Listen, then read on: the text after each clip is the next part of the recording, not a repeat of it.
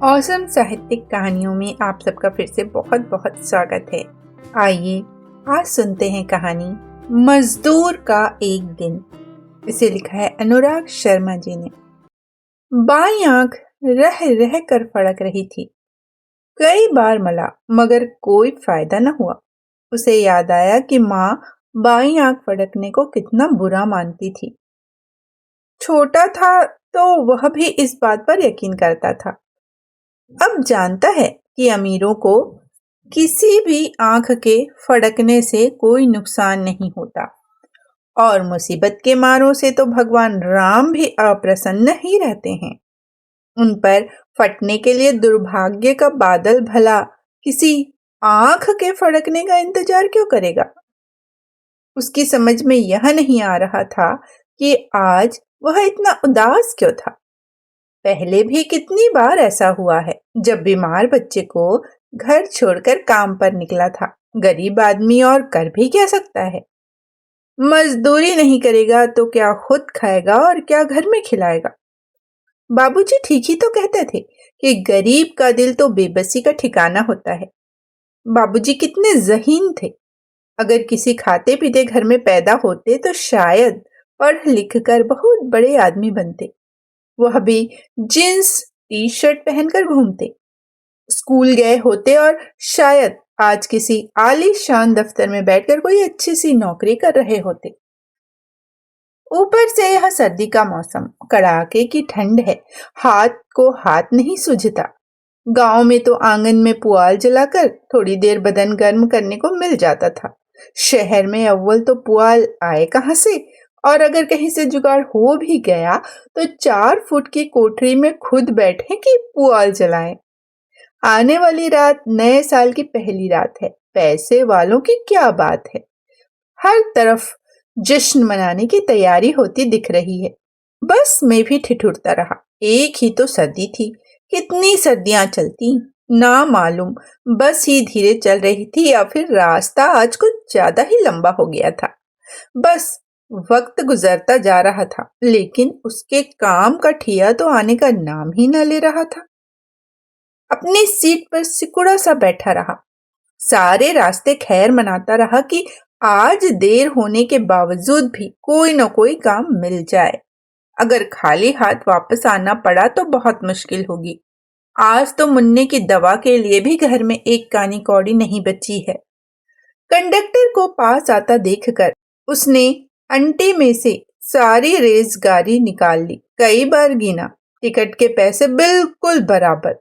यह भी अजब इत्तेफाक था। उसके हाथ के यह सिक्के ही उसके घर का संपूर्ण धन था।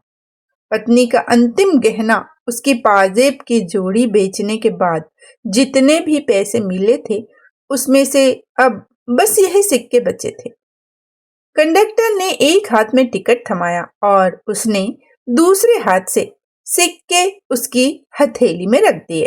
कंडक्टर ने सिक्के देखे, विद्रूप सा मुंह बनाया और सिक्के शीशा टूटी खिड़की से बाहर फेंकते हुए बोला, अब तो भिखारी भी टिकट खरीदने लगे हैं। अपनी संपत्ति की आखिरी निशानी उन सिक्कों को इस बेकदरी से बस की खिड़की के बाहर कोहरे के सफेद समुद्र में खोते हुए देखकर उसका सर भन्ना गया। दिल में आया कि इस कंडक्टर को भी उसी खिड़की से बाहर फेंक कर अपने सिक्के वापस मंगवाए, मगर मुंह से उतना ही निकला, बाहर काहे फेंक दिए जी सिक्कों को। तुझे टिकट मिल गया ना, अब चुपचाप बैठा रह अपना स्टॉप आने तक। कंडक्टर गुर्रा कर अगली सवारी को टिकट पकड़ाने चल दिया। वह सोचने लगा कि कब तक वह अकारण ही जानवरों की तरह दुत्कारा जाता रहेगा। यह कंडक्टर तो कोई सेठ नहीं है और न ही पढ़ा लिखा बाबू है। यह तो शायद उसके जैसा ही है। अगर यह भी उसे इंसान नहीं समझ सकता तो फिर बड़े आदमियों से क्या उम्मीद की जा सकती है। आखिरकार बस उसके ठिये तक पहुंच गई। वह बस से उतरकर सेठ की गद्दी की तरफ चलने लगा।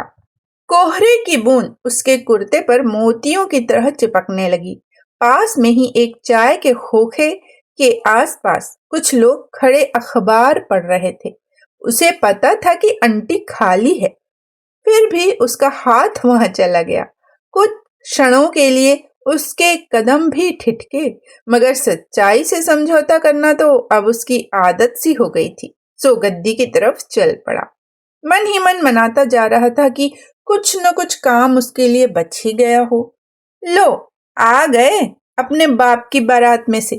सेठ का बेटा उसे देखकर साथ खड़े मुंशी से बोला, कल का लड़का लेकिन कभी किसी मजदूर से सीधे मुंह बात नहीं करता है। फिर उसकी तरफ मुखातिब होकर बोला, अबे, ये आने का टाइम है क्या?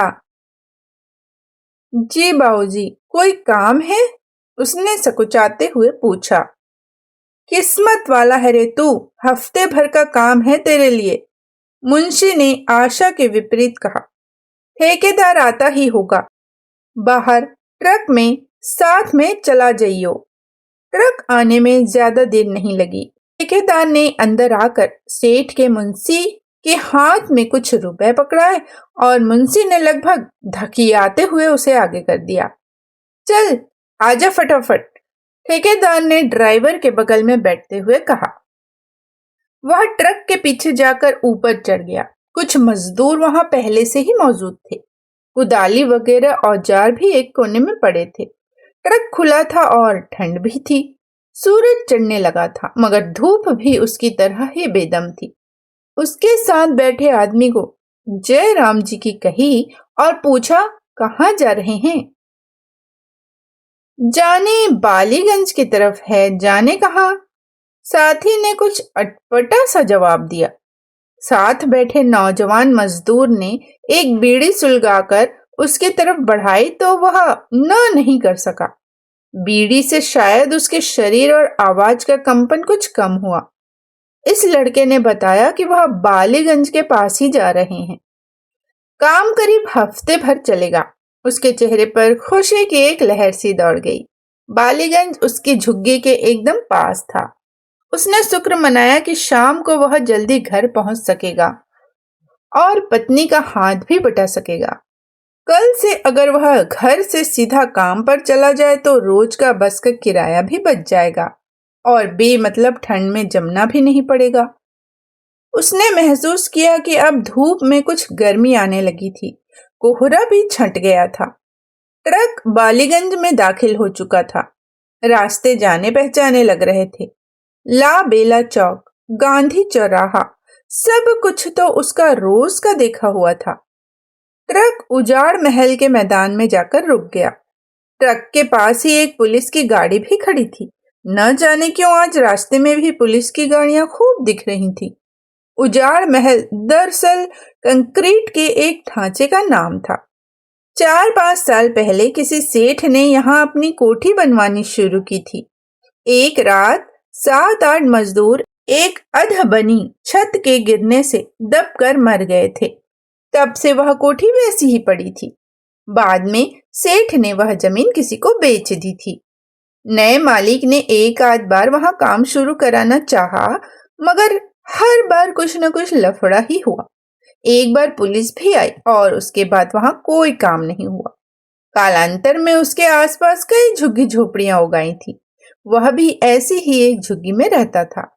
झुग्गी की बात याद आते ही उसे याद आया कि कल तो तौकीर भाई भी आएगा झुग्गी का किराया लेने। तौकीर भाई बहुत ही जालिम आदमी है। उससे पंगा लेकर कोई भी चैन से नहीं रह सकता। आम आदमी की तो बात ही क्या, इलाके में कोई नया थानेदार भी आता है तो पहले उसकी भट्टी पर ही आता है हाजिरी बजाने। ठेकेदार ट्रक से नीचे उतरकर एक पुलिस वाले से बात करने लगा। दोनों एक दूसरे को कुछ समझा रहे थे। थोड़ी देर बाद ठेकेदार ट्रक के पीछे आया और सभी मजदूरों को नीचे उतरकर एक तरफ खड़ा होने की हिदायत देकर फिर से उसी पुलिस वाले के पास चला गया। सोचने लगा कि वह दोपहर में ठेकेदार से पूछकर खाना खाने घर चला जाएगा। मुन्ना का हालचाल भी देख लेगा। घर के इतने पास काम करने का कुछ तो फायदा होना चाहिए। मेरे पीछे पीछे आओ, एक एक कुदाल लेकर। ठेकेदार की बात से उसकी तंद्रा भंग हुई। उसने भी एक कुदाल उठाई और बाकी मजदूरों के पीछे चलने लगा। यह क्या, ठेकेदार तो उसकी बस्ती की तरफ ही जा रहा था।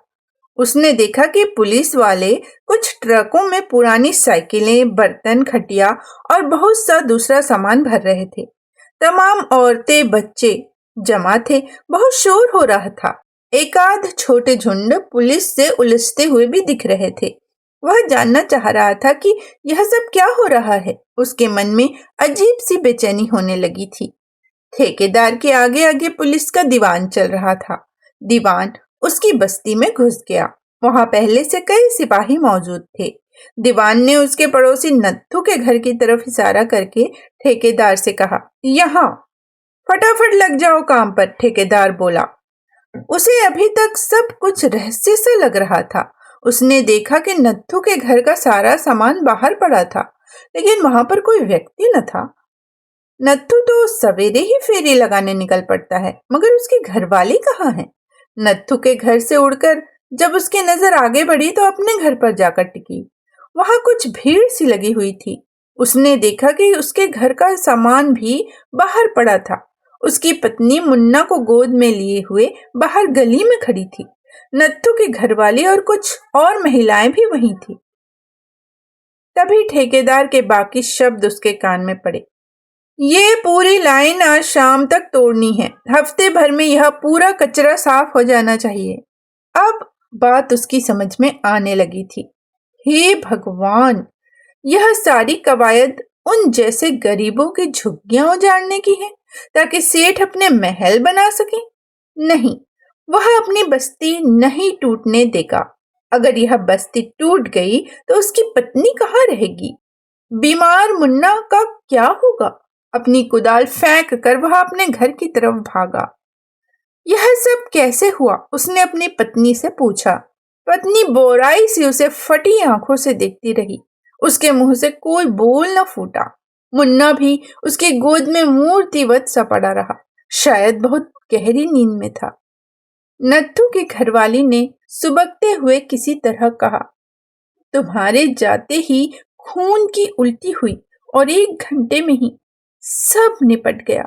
हमने तुरंत ही रज्जो के बाबूजी को भेजा तुम्हारा पता लगाने।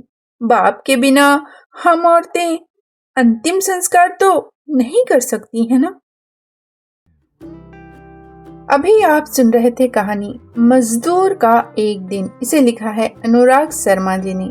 इसी तरह की और भी कहानियां सुनने के लिए हमारे साथ बने रहिएगा। फिर मिलते हैं एक नई कहानी के साथ। जय हिंद, जय भारत।